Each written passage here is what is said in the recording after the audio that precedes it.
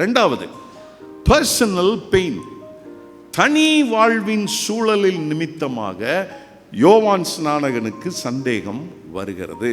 என்ன, அவர் ஜெயிலில் இருக்கார், சரியா? அதுவும் 6 மாசமா ஜெயிலில் இருக்கார். என்ன காரணத்துக்காக ஜெயில் பண்ணாரு? எதுவும் ஜேப்படி பண்ணாரா, இல்லை திருட்டுத்தனம் பண்ணாரா? இல்லைங்க, அவர் நீதிக்காக நிலை நின்றார். நீ ஏரோதியாளோடு குடும்பம் நடத்துவது தவறு என்று அதிகாரத்தில் இருப்பவர்களிடத்தில் உண்மையை பேசினார். Speaking the truth to the powers.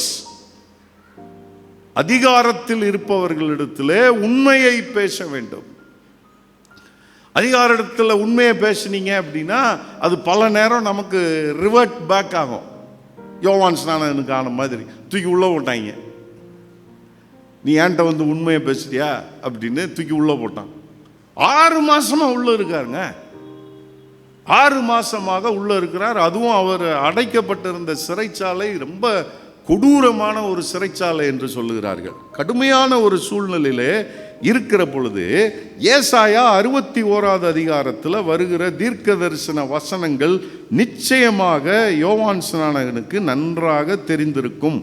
ஏசாயா 61வது அதிகாரத்தில் மேசியாவை பற்றிய ஒரு தீர்க்க தரிசன வார்த்தை வருகிறது. 1வது வசனம் 61:1, கர்த்தராகிய தேவனுடைய ஆவியானவர் என்மேல் இருக்கிறார், சிறுமைப்பட்டவர்களுக்கு சுவிசேஷத்தை அறிவிக்க கர்த்தர் என்னை அபிஷேகம் பண்ணினார், இருதயம் நொறுங்குண்டவர்களுக்கு கட்டுதலை காயங்கட்டுதலையும், அடுத்து சிறைப்பட்டவர்களுக்கு விடுதலையையும்.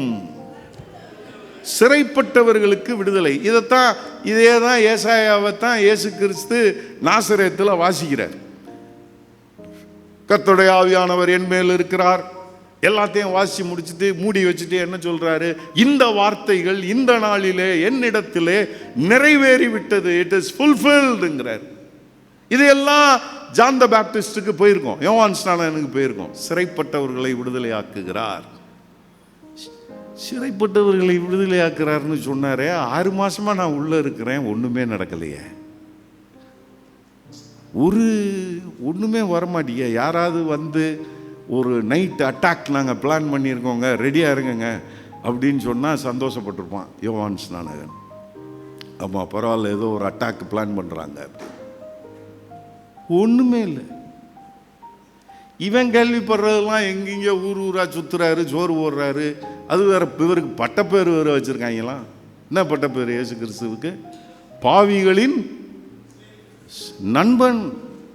பாவிகளின் நண்பன். இன்னொரு பட்டப்பேர் வச்சாங்க, போஜன பிரியன். அது புரியலன்னா தின்னி பண்டாரம்னு அர்த்தம். இதெல்லாம் கேள்விப்பட்டிருப்பாரு இல்லையா? ஏன்னா சிறைச்சாலையில் நம்ம 6 மாசமா நல்ல விஷயத்தை செஞ்சுட்டு பாடுபட்டு கிடக்கிறோம். இவர் என்னடான்னா போஜன பிரியனும் பாவிகளுக்குடைய நண்பனுமா இருக்கிறாரு. நம்மளை வந்து மீட்டு கொள்வதற்கு ஒண்ணுமே பிளான் பண்ண மாட்டேங்கிறாரு. Are you the one who is coming? நீர்தானா அது, அல்லது வேறு ஒருவர் வர காத்திருக்க வேண்டுமா? கொஞ்சம் யோசிச்சு பாருங்க.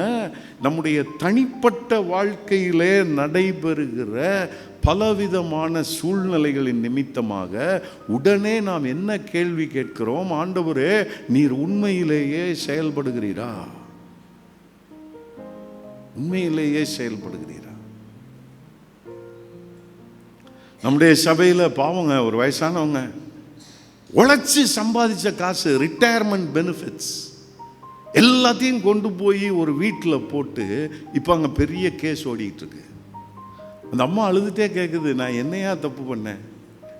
நியாயமா உழைத்து சம்பாதித்த என்னுடைய காசு, அது இப்படி நான் வந்து கோர்ட்டும் கேஸுன்னு அலையணுமா? இது எப்பதான் முடியும்? How long?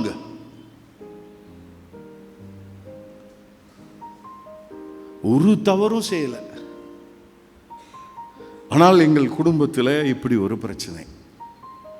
இந்த பிரச்சனைக்கு எப்படி தீர்வு கிடைக்கும்? எங்களை போட்டு அழுத்துது.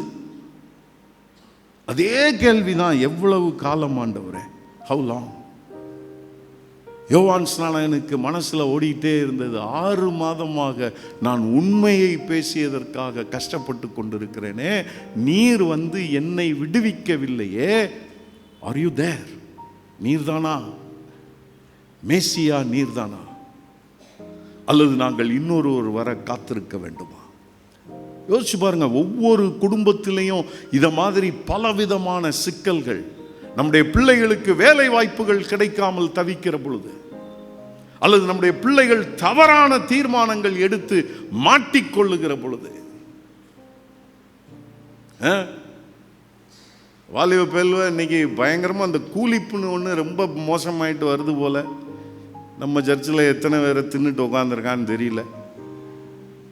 மாட்டிக்கிடாத, பயங்கர மோசமானது போல. அது நிக்கோட்டின் லெவல்லாம் ஒஸ்ட்டுங்கிறாங்க. But easily accessible. ஸ்கூல் பசங்களுக்கே கிடைக்கிது. 9ஆவது படிக்கிற பையன் மாட்டிட்டு முழிச்சுக்கிட்டு இருக்கான். இப்போ பெற்றோர் உடஞ்சி போய் உட்காந்துருக்காங்க, என் பிள்ளைக்கு இப்படி ஆயிடுச்சே அப்படின்னு. கடவுளை நேசிக்கிற குடும்பங்கள், உண்மையாய் செயல்படுகிற குடும்பங்கள், ஏதோ ஏச்சி பிழைக்கிற குடும்பம் இல்லை. அப்ப நியாயமாய் எழுகிற கேள்வி, லார்ட், எவ்வளவு காலம் ஆண்டவரே இந்த பிரச்சனைகளை நாங்கள் சமாளிக்க வேண்டும்? வருகிறவர் நீர்தானா அல்லது வேறொருவர் வர காத்திருக்க வேண்டுமா? தனிப்பட்ட வலி, தனிப்பட்ட சூழ்நிலைகளுக்கு ஆண்டவர் சொல்ற காரணம் அல்லது அதற்கு கொடுக்கிற மறுமொழி என்ன அப்படின்னா, திரும்பியும் எதை சொல்றாரு? அவருடைய செயல்களை சுட்டி காண்பிக்கிறார். 5வது வசனத்தில் என்ன சொல்றாரு? குருடர் பார்வை அடைகிறார்கள், சப்பானிகள் நடக்கிறார்கள், குஷ்டரோகிகள் சுத்தமாகிறார்கள், செவிடர் கேட்கிறார்கள், மரித்தோர் எழுந்திருக்கிறார்கள். சிறையில் இருக்கிறவர்களை விட்டுட்டார் இயேசு கிறிஸ்து. சிறையில் இருக்கிறவர்கள் விடுதலையாகிறார்கள்னு சொல்லலை. மரித்தோர் எழுந்திருக்கிறார்கள், தரித்திரருக்கு சுவிசேஷம் பிரசங்கிக்கப்படுகிறது என்று அவர் மற்றவர்கள் வாழ்க்கையிலே செய்து கொண்டிருக்கிற செயல்களை பட்டியலிட்டு காண்பிக்கிறார். காண்பித்து என்ன சொல்றாரு அப்படின்னா, இவங்க வாழ்க்கையிலலாம் நான் செயல்படுவது போல உன்னுடைய வாழ்க்கையிலே நான் என்ன செய்வேன்? செயல்படுவேன். It's all about timing. கண்டிப்பா செயல்படுவார்.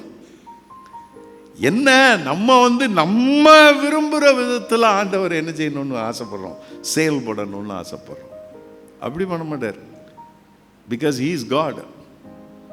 அவர் கடவுள். அவருடைய டைம் டேபிள் படி கரெக்டாக என்ன செஞ்சிட்டே இருப்பார், செஞ்சிட்டே இருப்பார். கடவுளுடைய கிளாக்கு ஒரு நாளும் வேகமாகவும் ஓடாது, லேட்டாகவும் ஓடாது, கரெக்டாக போகும். ஆனால் தனிநபர் சூழ்நிலைகளிலே, தனிநபர் வருத்தங்களிலே, தனிநபர் இக்கட்டுகளிலே நமக்கு சந்தேகம் வருகிறது. ஆண்டவரே, நீர் செயல்படுகிறீரா இல்லையா? யோவான் ஸ்நானகனுக்கு ஏற்பட்டது போல.